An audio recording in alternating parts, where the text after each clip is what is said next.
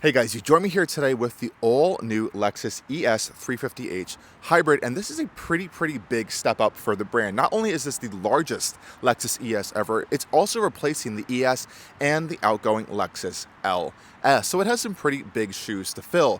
Thankfully, Lexus is offering this all-new ES in both a hybrid and electric variant. They expect the hybrid to sell a lot more here in the United States, and thankfully it can be had in either front-wheel drive, as we have here today in the Premium Plus trim, or all-wheel drive. Now, I've been living with this Lexus ES for the past few days, and I can definitely tell you one of its biggest highlights is the insane amount of efficiency you can get out of this vehicle on a day-to-day commute. Every single drive I've had has been over 40 mpg, sometimes over 50 miles per gallon, and that's including highway driving. So it's definitely going to be a great vehicle to consider if you're daily commuting on the pump, want something luxurious, comfortable, and has huge back seats. Now, this Lexus ES we have right here today is just around $56,000 to $57,000 as configured with this all-new wavelength style paint finish. But of course, you can also get the electric variant of the all-new ES, which will vary in price and include luxury trims, which currently this ES hybrid does not have, which I would like to see it have in the future, which I believe Lexus will be doing. We're going to find the hybrid option of this all-new Lexus. Let's pop it open, and it's pretty impressive that they were able to fit actually both a hybrid and EV powertrains on this architecture here. And this is Lexus and Toyota's latest hybrid powertrain system. We have a 2.5-liter naturally aspirated 4-cylinder engine paired with electric motors, in this case 2 electric motors, and it's making around 244 horsepower, which is actually a bump in power compared to the last ES300h. Now this is a 350h, so it definitely feels pretty peppy off the line. This is the front-wheel drive variant. If you get the all-wheel drive variant, it actually has the exact same power output, just with an electric motor in the rear to help give some additional traction in certain cases. Now this is paired with Toyota and Lexus's planetary gear set ECVT system. Unlike a real CVT, there are actual gears in there. It's not necessarily just a band like a typical lineartronic CVT from some other brands maybe like, but this is definitely an efficient powertrain, especially in front-wheel drive format. I believe 48 miles per gallon is either the city or combined figure. I'll put the exact numbers up there for you guys, but I have been getting impressive fuel economy the entire week with this Lexus, with around like 600 miles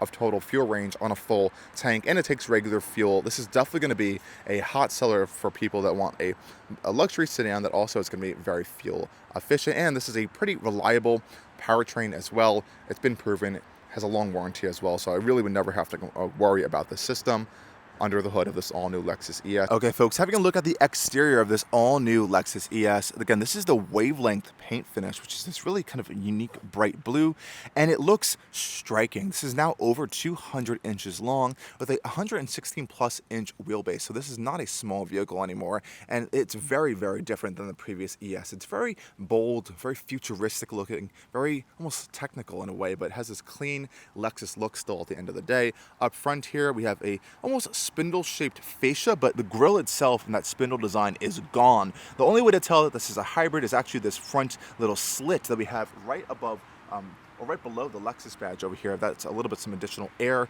intake there for the engine. And we do have these new style Lexus L-shaped LED headlights over here, which I think look quite nice. It is a split headlight design, so underneath are our actual LED lights over there. Now, coming over to the wheel and tire front over here, we do have a new wheel design for this ES. This is the 19-inch wheel option. It's a little bit on the smaller side.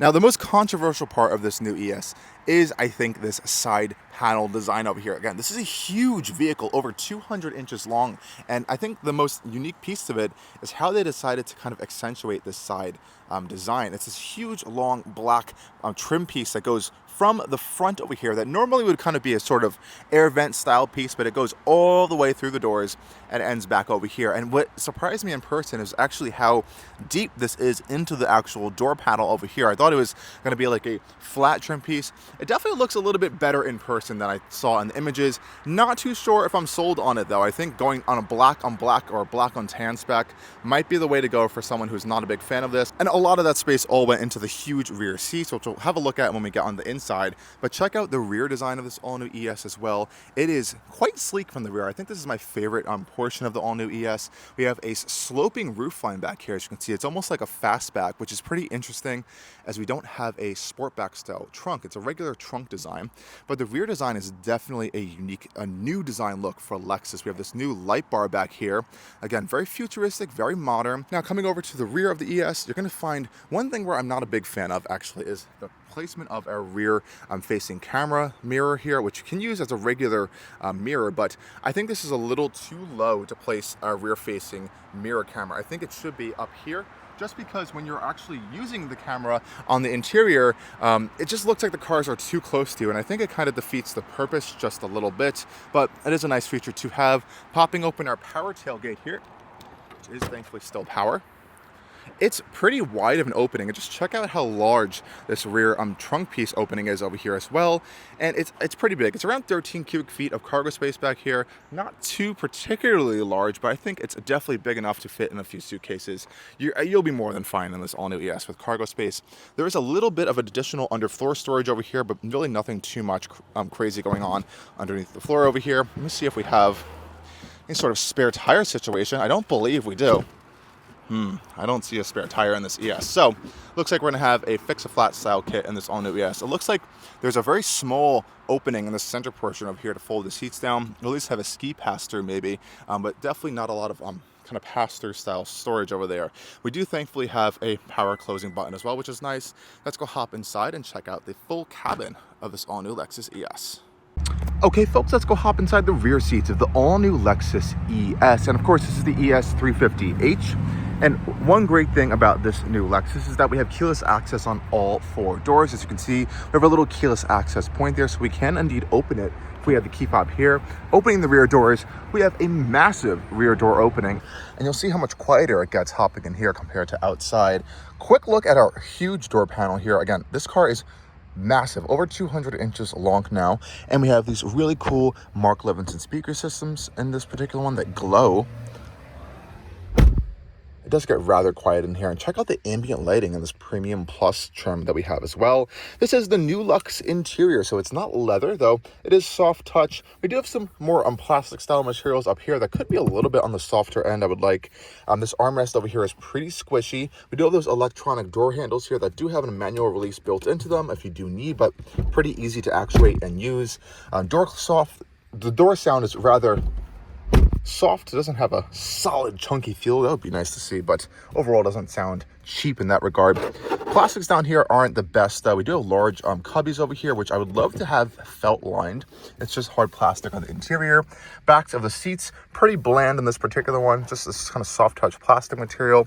We do have little storage cubbies behind both seats, and we are getting our own air vents back here and 2 USB-C ports, which is a nice touch. No heated rear seats though in this Premium Plus. Again, there is no luxury trim just yet in the hybrid models, but the whole big thing about this new ES is how long it is. I have over 40 inches of rear legroom in. Yeah, that is absolutely insane amounts of legroom. This is my driving position as a 6 foot tall adult. That's crazy. That really is crazy, Lexus. You guys knocked it out of the ballpark with this rear legroom. And yeah, this is supposed to replace the LS and ES, so they definitely had to make this a little bit longer. We do have a hump in the floor. This can be had with all-wheel drive. Of course, there's also an electric variant as well, so there will be a battery pack under the floor. Pretty impressive. They're able to fit both in the same architecture. Though with how large this vehicle is, we are able to fit 3 people back here. I do have to sit a little bit high on this hump if I'm sitting in the center, but there's quite a lot of space on those outboard seats. And the seats themselves, even though it is this new luxe material, they're rather comfortable. These headrests have this sculpture to them that almost has like a built-in style pillow design to them, which is really nice. Again, huge lower seat bottoms, which is great. Folding down our center armrest over here, we're going to have a large little storage tray in here, which is nice. No amenities or features though, other than cup holders that do pop out over here, which has a nice little clicking sound to it. It's just a nice squishy soft armrest in the center. You do have to go to the electric vehicle to get the more luxurious rear seat options, which I think is a little disappointing. I'd love to see this brought over to the hybrid one. I'm sure they'll be doing that at some point soon. Now regarding headroom back here, I'll actually pop on my really bright interior LED light to help illuminate this. It's pretty good. We do have a sloping roofline, but Lexus definitely prioritized interior passenger comfort back here. Huge front door opening. This is going to make getting in and out of your front of the all-new ES really, really easy. We do have these new aluminum side sill plates over here that are quite nice. They have the new Lexus script in there, and the door panels are pretty cool. We'll go check out that when we hop inside. You can see some of our seating adjustments over here as well. And we have this floating center console. Nice seat design. I think it looks rather cool in this new Lux material. But this is a radical interior change. So let's hop inside, close up the door, and see what Lexus is offering for this all-new ES. The new Lexus script, really awesome animation there. All new Lexus steering wheel. I have to say, off first impressions, it's a really small overall diameter. I wasn't expecting that, and it has this kind of soft touch material that I remember feeling in the Lexus RZ electric SUV. We also are getting a new Lexus script in the center airbag cover. I kind of like the shape of this whole thing, but I wish this was like a stitched material. It would make it feel a little bit more premium. What I do really love, though, about this steering wheel is that it's not some kind of crazy design, is that they got rid of those, I'm sorry, Lexus, a little irritating haptic buttons. These are all physical buttons here, and they don't kind of pop up in the heads-up display or on the screen. They just work as intended, and they illuminate really bright, and they have this almost like faux leather finish to them that feels very nice and soft touch. We have this volume rocker switch right here, which is connected to our dial here, but again, has a nice soft nature to it. Right-hand side, we have our adaptive cruise control system, which is easy to use, and the same with this little knurled rocker switch. We do have paddle shifters on this particular vehicle, which I don't think are useful because it's a hybrid, which has an ECVT. We also have these new stock designs over here. We have this interesting, almost like hexagonal style pattern there. Other great stuff in here is we have a lot of some physical-ish buttons. So this is trim piece over here, which feels kind of nice. I wish it was real metal, but I think it's just plastic. These buttons over here for our seat adjustments are actually embedded into the soft touch material here. So you just press down. It's not a haptic button, it's a real button, and you can get that stuff to work there. The door panels over here, again, this is a new Lux material, soft touch in here. If you do go for the EV, you're gonna get some actual, I believe, like bamboo wood trim you can get in here. Not available just yet on the hybrid, which is a little disappointing at launch, but I'm sure that will be coming. I love how the Mark Levinson speaker up here is color matched. You can see there's ambient lighting on the inside, soft touch material in this piece up here as well. And we have those door latches with the manual release. Lots of nice normal physical buttons for all our window switches. All feel rather quite nice. And a decent amount of storage down here. I just do wish the inside of these doors were felt lined. And check out this new gauge cluster binnacle over here. I love this kind of soft touch micro suede material around it. This gauge cluster itself is incredibly high resolution. It has this almost frameless style design here. It's very thin bezels around it, and I think the application of it is fantastic. We do have a heads-up display as well, but a lot of this has been cleaned up for this generation. So of course we can change our gauge views right here. We can put in a map display here, which is really great. We also are getting things like a driver assisted view. We have a eco view, a very kind of zero layer style view here, a singular gauge cluster, or a double circles. It's more traditional, and this whole panel over here can be configured. So very great configurability, and I love the drive mode displays that pop in here. So we have our drive modes, which unfortunately are only accessible in the screen. There's no button for your drive mode anywhere. That needs to change immediately, Lexus. I'm not a big fan of that. Also new in here is this entire design in here. It's very different from what we've seen from those swoopy Lexus interiors of the past. This is a more horizontal, clean, modern style premium design here. Again, I wish this trim was metal. Maybe it is. It just doesn't feel like metal to me, but I do like this ambient light bar. Again, we have this soft touch bar across the entire centerpiece of the dash over here. This is hiding some physical buttons here for our camera system. Really great 360 camera system, Lexus. They really improved on this. You don't have to be in drive to access the 360 view whenever you want. So this looks really crystal clear here. And we have a whole bunch of different views that you can cycle through. And of course, popping it into reverse, you're going to get things like trajectory as well. And of course, we have parking sensors that are going to help you, and parking assist, which is really great actually. Now the center console area over here, we have some soft touch material over here. It's a little bit on the harder end. I would like to see this a little bit softer, but we do have a large little storage cubby down here, which is great. And interestingly enough, we only have one wireless charger. We were just in the RAV4 that had two wireless chargers, so that's interesting to note there. But we do have two USB-C ports up over here. Some kind of simple air vent signs as well. And I love this volume rocker over here. It's this knurled volume scroll wheel that is illuminated as well, which is really quite nice.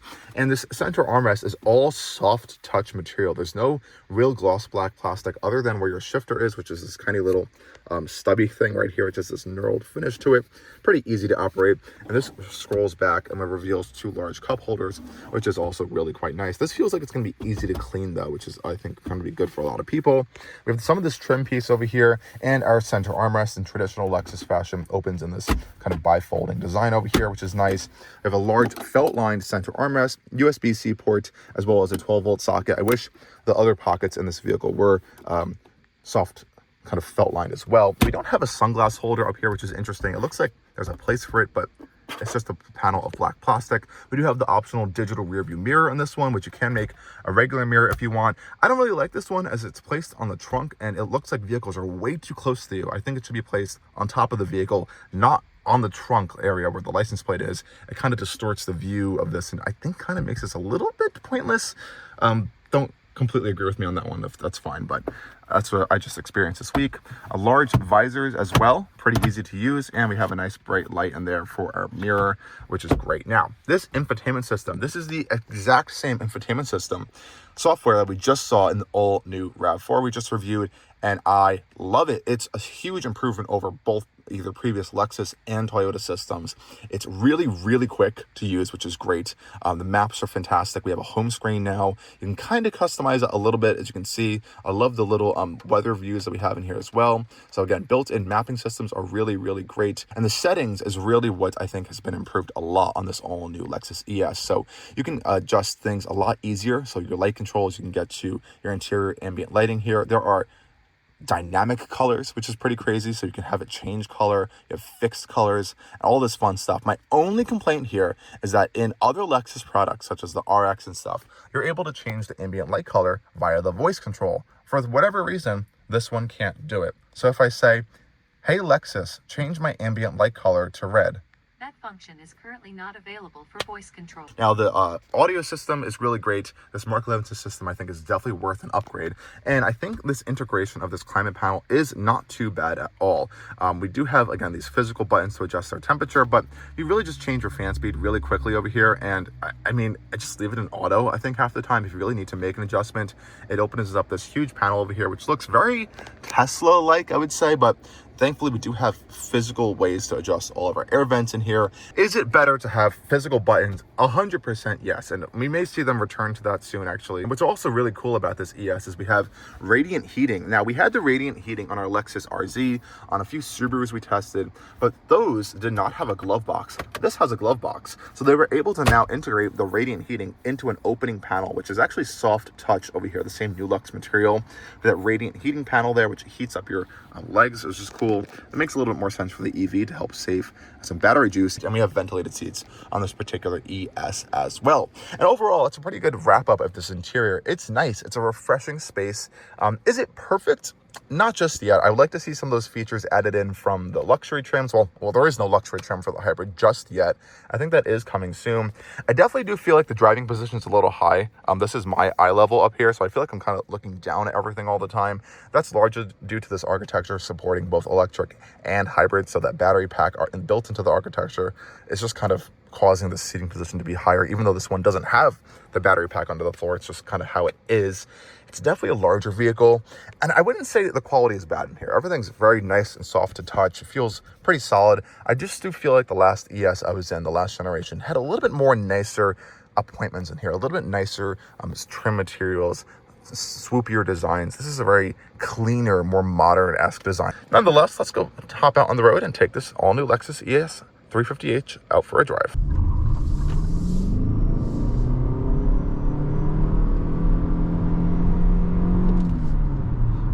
And you know what? It does not feel particularly slow. In around town situations, you really do get up and go rather quickly, largely thanks to the instant torque from the electric motors there, which is really nice. You do have paddle shifters as well.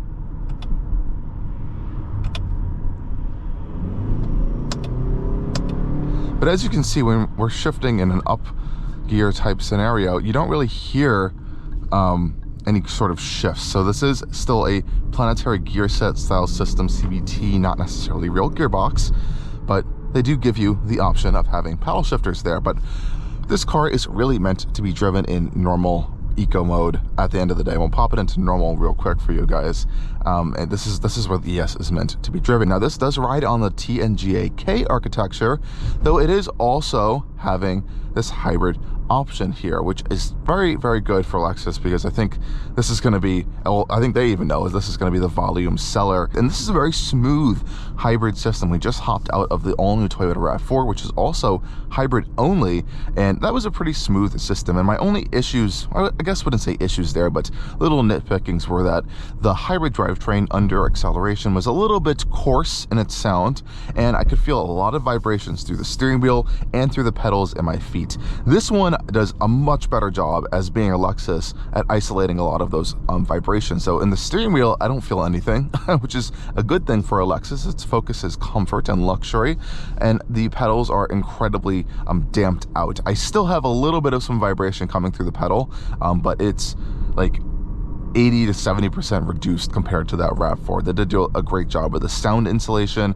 and that goes for that engine sound as well. It's much more reduced than that vehicle. This is going to be a very nice car to be going on long trips or just around city cruising. You're going to be remaining pretty quiet and comfortable in here, which is, I think, the ES's purpose at the end of the day. And unlike a lot of other vehicles in this segment, the ES knows that it's just a comfortable luxury focused vehicle and really nothing else. It's not particularly great in the handling department. You feel some body roll. It's composed enough, as most, TNGA-K architecture products are. I think once you have so many vehicles on this platform, and they have pretty much every vehicle from the RX to the TX to this to the UX, I believe is on a version of the TNGA-K. They all kind of have this similar sort of driving feel, and I would say this has that as well.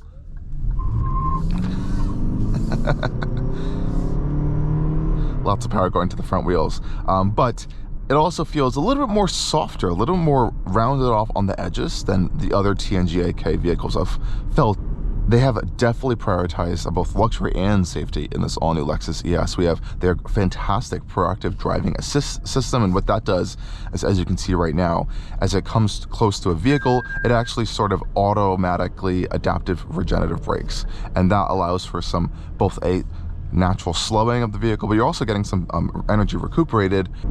It has a nice get up and go, actually. It reminds me of this new RAV4 that had a really great get up and go, and you would pop it into the sport mode setting. I think Lexus did a good job here of tuning that to be a little bit smoother, as well as the application, the combining nature between the hybrid motors and that gas engine. It's really pretty seamless, actually. Of course, we have blind spot. Makes some beeps there.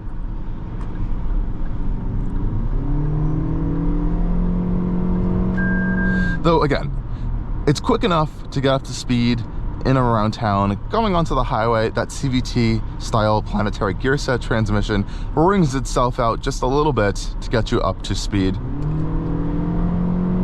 As you can see right there.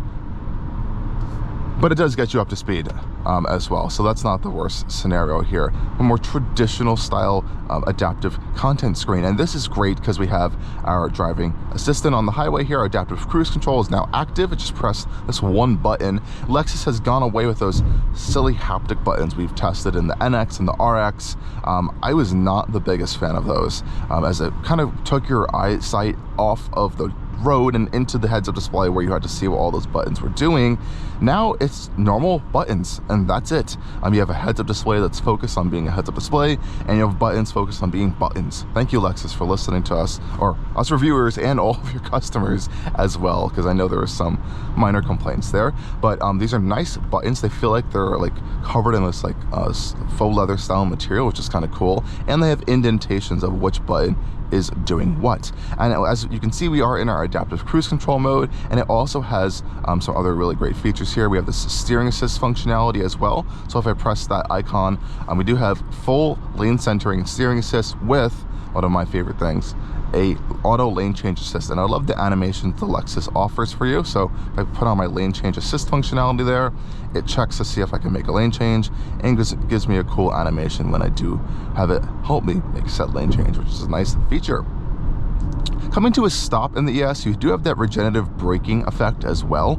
I would say in slower speed cases, I've almost found that the brake pedal has too much travel to get that bite that you want. I've found sometimes I've like really pushing my foot really down, almost close to the floor in like just regular town scenarios, not going super fast. So I've noticed that sometimes, and sometimes there could be a little bit of a bite at the end of the pedal, but overall, it's really just a smooth driving experience. And this particular ES350h Premium Plus has the upgraded Mark Levinson audio system, and oh boy, is it still really good. Okay folks, so we'll pop on our audio test track here. We do have a volume rocker here on the steering wheel and a little scroll wheel here.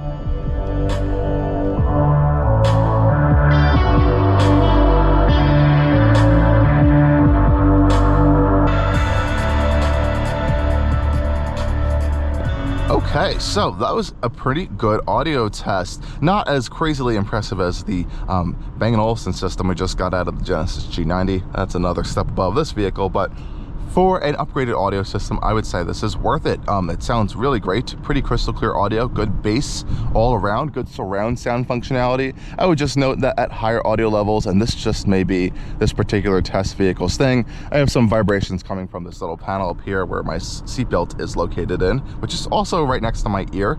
Other than that, it's a really high quality audio system, I would say. First impressions of this new Lexus ES. It definitely is striking on the exterior. I think it's going to take, at least for me, some time to get adjusted to this new styling language. The interior design is also a big change. I really liked the last generation Lexus ES's interior. It felt premium. It felt very Lexus. This is a whole new direction for the brand. They're really honing in on this more minimalist style version of luxury here, or at least premium in the segment.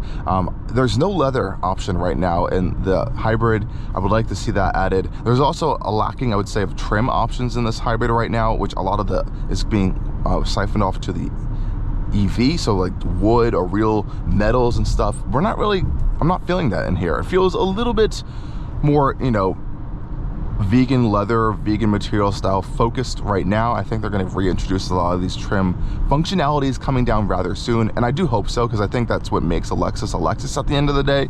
Build quality is pretty good in here. It's not bad. I would say not panels aren't really squeaking and creaking. It's just some of the materials I would love to see, you know, brought up to that more traditional Lexus standard as you once expect. But overall, it's a very smooth riding vehicle. It's comfortable, and it fits that place now where the LS is gone, the old ES is being replaced, that Toyota Avalon is also gone, and if you don't want that funky Toyota Crown sedan thing, this ES makes a huge case for itself in that regard as well. Is it a super strong competitor to the Germans, you know, the 5 Series, the E-Class, even the Audi A6? I would say it's still being an ES in that regard. It's not super expensive. This is like around fully loaded, around $57,000. Those definitely get up well close to 100, if not over $1,000 in options, and are definitely more focused on dynamics, performance in that regard, whereas the ES is really pure just comfort and that efficient, smooth, reliable driving experience that you would expect out of a Lexus, and that's what it still does really well. Whether customers are going to like this new direction that Lexus is going, it's going to definitely have to take some time to play out on the market, and whether the EV maybe catch on more than we think, I'm not too sure just yet. We haven't driven that. I'm looking forward to that as well, on top of this all-new Lexus ES350 hybrid. As always, guys, thank you for joining us on yet another tour and review and drive over at Allcarnews, and stay tuned for more coming soon. Cheers.